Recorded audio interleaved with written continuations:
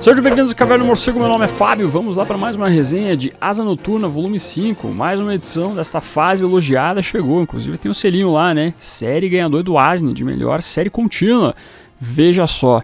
Então, hora de avaliar aqui esse trabalho e ver se continua competente ou não. Asa Noturna volume 5 conta com o preço de capa de R$ 49,90, com 176 páginas, publicando Nightwing 97 a 100, mais Nightwing anual 2022. Trabalho com o roteiro de Tom Taylor, Jay Christophs e C.S. Packett. E desenhos de Bruno Redondo, Geraldo Borges, Daniele Dinoclo, Eduardo Pansica, Inak Miranda, Scott McDaniel, Rick Leonardi, Ed Barrows, Javier Fernandes e Miquel Ranin. Na trama, descubra quem é o vilão sem coração, escondido por trás da máscara de platina, e por que ele só coleta os corações de algumas vítimas e não de outras, e por que ele mesmo não tem coração. E ainda, Asa Peluda ano 1, siga Hayley em o seu primeiro ano com os seus humanos Asa Noturna e Batgirl, e veja como ela combate o crime em seu primeiro ano se tornando a Asa Peluda. Então vamos lá para as considerações, mas como sempre não esqueça de curtir e comentar este vídeo, ao mesmo tempo se inscreva no canal se você é novo ou nova, que é o melhor lugar para você ficar muito bem informado sobre o universo do Batman.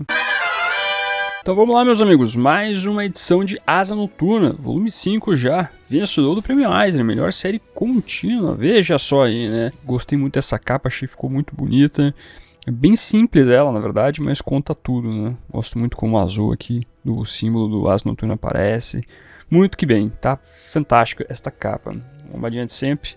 Quarta capa aqui com Ele Chegou! Quem será que chegou aqui, né? Nós temos algumas coisas novas envolvendo duendes da quinta dimensão.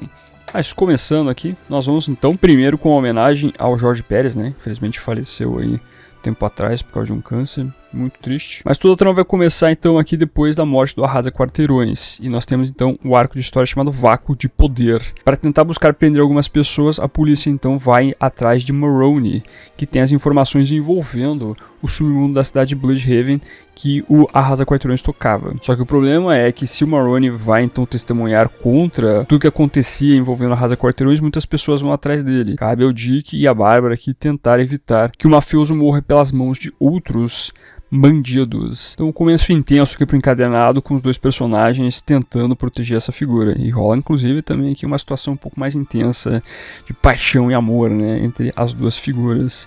É claro que a gente tem um final surpreendente aqui, que envolve o Rick Grayson aparecendo. Que coisa bizarra é essa? Tem explicação? Tem explicação. Começa já pela capa aqui, o Nightwing, ou Nightmite, aparecendo na brincadeira toda. Na continuação a gente vai ver então que, na verdade, o Rick Grayson era o Batmite, ou o Asa Mirim, como foi traduzido aqui pro Brasil, que é basicamente um duende da quinta dimensão que tem admiração pelo Asa Noturna. Nós temos o Mixplique, que ele é meio que admirador do Superman, mas inimigo, né? Enche o saco dele. Você tem o Batmite, ou o Batmirim, que é mais fã do Homem-Morcego mesmo, né? Não tenta ser tão chato com ele, mas acaba sendo um fã um pouco mais abusivo. E você tem o Asa Mirim, que é um fã um pouco mais tranquilo aqui. Por mais que seja engraçado a retratação que o Tom Taylor fez aqui, né? Ele até faz aquela brincadeira com a questão de chips, que muita gente que é fã do Asa, dos Titãs, shippa com o Asa Noturna com a Estelar, e até que tem o Asa Mirim falando, né? Eu shippo ele com a Estelar, né? Mas se você tá fazendo ele feliz, seja o que Deus quiser. A cara da Bárbara, como é que é? Enfim, engraçado como tem essa tratação aqui. Aí você vai vendo coisas malucas acontecendo, lá sempre o que é um duende da quinta dimensão. Coisas inimagináveis, né? Confesso que essa história me pareceu mais uma encheção de linguiça do que necessariamente uma trama que faça parte desse arco chamado Vácuo de Poder.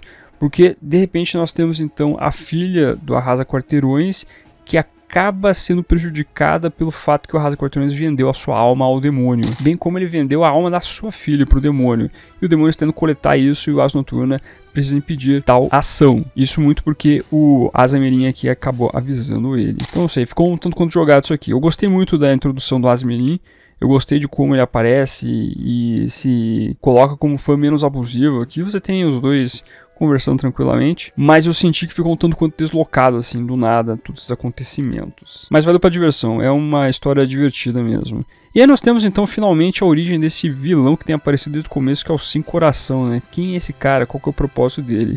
E eu vou dizer pra vocês que a origem dele é fraca, hein? Isso aqui é contado na revista anual do personagem do Asa Noturna. E a gente vai ver basicamente uma criança que tem algum problema, que não é tratada de maneira correta, né, indo no psicólogo assim por diante, mas ela tem a tendência a curtir ver animais, pessoas morrendo. E uma das coisas que faz com que traga alegria no coração ou no rosto dessa criança é quando ele vai ao circo e acaba vendo os pais do Dick falecendo. É um momento de alegria na vida dele intensamente, a ponto dele colocar lá o pôster dos Graysons voadores no seu quarto, lembrar da morte dos rapazes e assim por diante. Meu Deus do céu. E como a vida é cheia de ironias, esse garoto cresce e acaba fazendo parte da escola tanto do Dick Grayson quanto da Bárbara Gordon. E a gente volta para as primeiras histórias, que nós tínhamos então o Dick enfrentando os bullies aqui, e um desses bullies então é esse garoto que é o sem coração, o Heartless. Ou seja, ele tem uma rixa com a Asa Noturna, mas ele tem uma rixa também com o Dick Grayson, sendo que ele não sabe a identidade secreta do Asa Noturna. Com o passar do tempo então, o garoto com seus pais e caços aqui acabam se evoluindo, desenvolvendo, e infelizmente seus pais morrem em um acidente de helicóptero. Ele sobrevive, entretanto ele precisava de um transplante de coração. Ele consegue o coração do seu pai. E a partir daí ele começa a ter um lance de trocar partes do seu corpo por de outras pessoas. E ele tem a ambição de pegar coração de pais de garotos, enfim, tentar reproduzir o que foi a morte dos pais do Dick. Eu achei muito fraco essa origem aqui. Isso aqui realmente, nossa senhora, o Taylor realmente fez a peteca cair aqui, né? É uma origem tenebrosa, é uma origem que, sei lá, eu colocaria no mesmo patamar de Silêncio. Muito fraco esse negócio aqui, realmente não gostei desse vilão. Esse vilão que a gente, toda vez aparecendo nas histórias do Asa Noturna, a gente não sabia o que estava acontecendo, a gente ficava pensando, o que esse cara quer, quem é esse cara, qual que é dele, e no final das contas, tudo isso pra essa história fraca, né? Então realmente ficou devendo, peço desculpa, mas não deu, não curti. Mas pelo menos a gente continua aqui focando no Asa Noturna. Dessa vez nós temos uma história onde o pai da prefeita, que é o Mazuka, ou Mazuko, que é o Tony Zuko, que é o rapaz que acabou causando a morte dos pais do Dick, está de volta, saiu da prisão. E nós temos uma interação entre os irmãos aqui, né? Que o Dick é irmão então da prefeita, sendo que você tem uma história onde o Dick precisa confrontar o rapaz que matou os seus pais, bem como você tem toda uma construção aqui envolvendo o Zuko indo atrás de um cofre secreto e pegando o olho de Kandak. Veja só que coisa intensa. A história acaba passando rápido aqui, nós temos de novo os belos desenhos do Bruno Redondo fazendo toda essa arte sequencial aqui muito bacana, para mais pro final então o Asa Noturna conseguir aí ao mesmo tempo prender e salvar o Tony Zuko, que tinha ido atrás de uma galera barra pesada. A história fala muito mais sobre a Melinda aqui, então, buscando o seu lado focado na sua mãe, bem como na sua homenagem envolvendo o John e Mary Grayson, né, fazendo relação inclusive ao Dick, e tentando tirar raízes do que envolve o Tony Zuko. Então, quando a história é focada nela, é interessante. Quando a história é focada no Tony Zuko, buscando qualquer coisa bizarra aqui, também é mais ou menos. Então, chegamos ao final da história com o Tony Zuko voltando para a prisão de Bloodhaven. Nós temos uma referência ao KGBesta e de novo o Heartless aqui pegando corações, e é isso. E aí nós chegamos à 100ª edição de Asa Noturna, veja só, desde que começou o Rebirth, aí nós tivemos então a revista reiniciando e finalmente chegamos à 100ª edição deste título maravilhoso. Uma edição que vai falar muito sobre Bloodhaven, sobre o Dick Grayson, sua relação com o seu pai Batman aqui, e ao mesmo tempo ele tentou novamente fazer algo a mais para a cidade por completo. Uma edição especial, inclusive, tem outros desenhistas que fizeram parte da história do Dick Grayson com Asa Noturna. Scott McDaniel, Rick Leonardi, Ed Barrows, Javier Fernandes e Miquel Hanin. Basicamente voltamos para esse vilão aqui vazio que é o Heartless, fazendo uma rebelião na prisão, livrando todo mundo, e o Dick Grayson tem que dar conta do recado, né? Nós temos até aqui o Homem-Elefante sendo solto da prisão, e nós temos referências ao passado então do Dick. Acho bacana, a edição fez um trabalho legal de homenagem, né?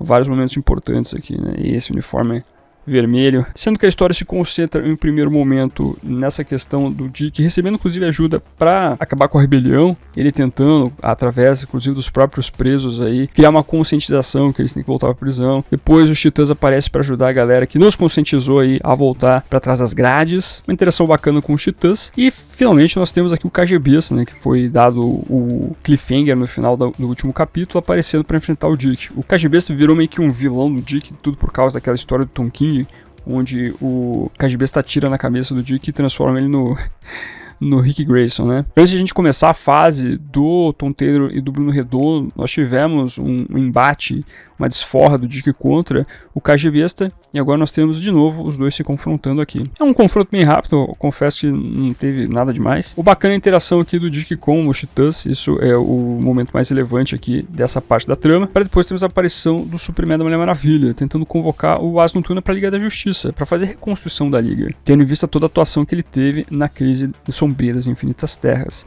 E acaba que a edição aqui, a 100ª edição, tem esse momento que ficou marcante e até foi bem distribuída ou compartilhada nas redes sociais na época que saiu, que é a interação do Dick com o Batman, que os dois falando sobre o Alfred e sobre a influência do próprio Batman, né? O Dick reconhecendo que o Bruce é um cara que ele tem seus problemas, mas ele foi um bom pai, que o fato dele ter ajudado o Dick quando perdeu seus pais foi muito importante. Então é bacana, o melhor momento da história aqui. Ao mesmo tempo, o Dick vai novamente usar aí o seu dinheiro que ele herdou do Alfred para fazer algo diferente para Bloodhaven, comprando a prisão, né, que era uma prisão privada, isso existe nos Estados Unidos, e ele quer então ajudar Bloodhaven de uma maneira diferente, não só prendendo as pessoas, não só punindo, mas tentando ajudar elas a se reabilitarem. E então nós temos o Dick não só fazendo diferença para Bloodhaven, mas colocando os Titãs como a principal equipe do universo DC. Com a Liga da Justiça desabilitada, né, ela acabou então lá na Crise Sombria das Infinitas Terras, os Titãs acabam sendo agora a equipe mais relevante então da DC atualmente.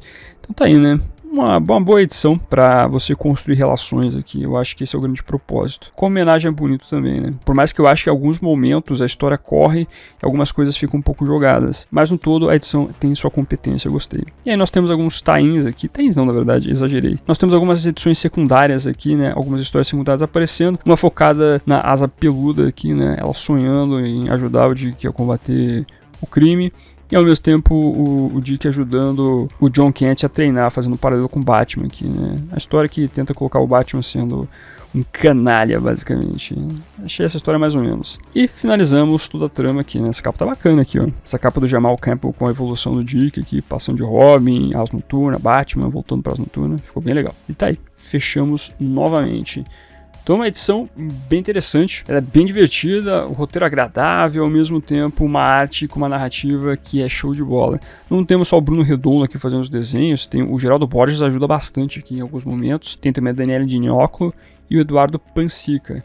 Bons trabalhos aqui no que envolve a arte, não tenho o que reclamar nesse sentido. Em alguns momentos a trama deixa a peteca cair, mas ainda assim é um título muito agradável de ler. Realmente é uma história muito boa, principalmente quando ela foca nos desenvolvimentos do Asa Noturna, sabe? Eu acho que o grande mérito do Tom Taylor é saber trabalhar bem o Dick, saber trabalhar bem o Asa Noturna. E isso você encontra muito nessa edição aqui. Quando o Taylor tenta desenvolver os desafios que o Dick tem que passar e os vilões, aí realmente o bicho pega. Aí o negócio tá um pouco feio. Mas, no mais, realmente aqui é uma história que vale a pena a sua leitura, principalmente se você é fã do Dick Grayson, Asa Noturna. E antes de continuar, como sempre, convido os amigos a fazerem parte do grupo de descontos do canal lá no Telegram, onde todo dia eu divulgo descontinho pra vocês, de Amazon, Mundos Infinitos, lojas da Panini, divulgando esses links comissionados que eu encontrei uma maneira de financiar este trabalho. Então, na descrição desse vídeo tem um link para você fazer parte. Se você for fazer suas compras então nessas lojas citadas ou em qualquer outra loja de internet, use um dos links que estão aparecendo na sua tela, que dessa maneira você me ajuda a manter esse projeto Batman ativo. Muito obrigado, os links estão na descrição, lembrando, você não paga nada mais usando eles. Então tá aí, meus amigos, mais uma edição dessa fase muito bacana envolvendo o Asa Noturna, uma das mais notáveis recentes do universo DC, inclusive, né? O lance é o seguinte, o Tom Taylor, ele sabe trabalhar muito bem o Asa Noturna. Quando ele foca no Asa Noturna, falando sobre toda a humanidade dele, este é um grande ponto aqui trabalhado pelos autores, aí funciona muito bem a história. Ver as relações dele com a Bárbara, com a sua irmã Melinda, vendo como ele se porta junto à sociedade, a Bloodhaven, com os outros heróis, fantástico. O Tom Taylor sabe fazer muito bem isso.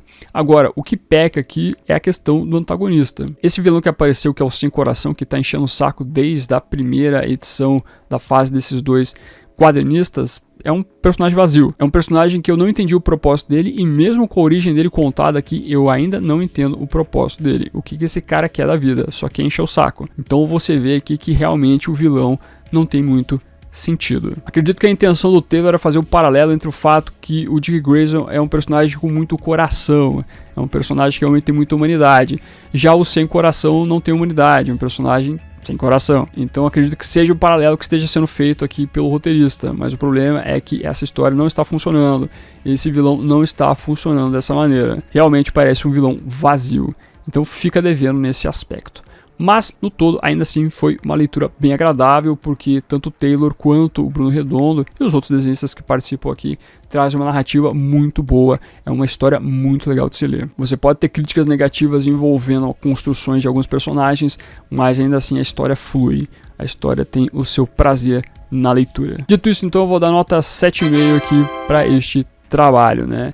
realmente vai ficar devendo aí pelos antagonistas e por algumas construções do enredo. Mas no todo, se você gosta muito do Asa Noturna, se você acompanha o personagem desde sempre, você gosta do trabalho envolvendo a sua humanidade e de ver ele como um herói legal, esse trabalho é pra você. Realmente o Taylor e o Redondo estão mandando muito bem criar essa grande humanidade, esse grande personagem com um grande coração. Então isso funciona muito pra mim. Por isso acaba valendo muito a sua leitura. E mais do que tudo, vamos lembrar que o Bruno Redondo está mandando muito bem nos desenhos, como sempre. Então já fica um grande atrativo pra você também. Mas aí, o que você achou? Já leu, curtiu, não curtiu? Pontos positivos, negativos a acrescentar? Traga o seu comentário aqui embaixo. Aproveite e veja outros vídeos do canal, como a nossa playlist envolvendo as resenhas dos títulos anteriores do Asa Noturna, dá uma olhadinha lá. Deixa aqui o emoji de morcego nos comentários para simbolizar que você ficou até o final do vídeo. Muito obrigado. Curta, compartilhe, se inscreva no canal se você é novo ou nova. Marque o sininho para se notificar nos vídeos. É isso, eu vou ficando por aqui. Como sempre, no final do vídeo nós temos os membros do canal, a galerinha que mantém este canalzinho aqui de pé. Agradeço demais a colaboração de vocês,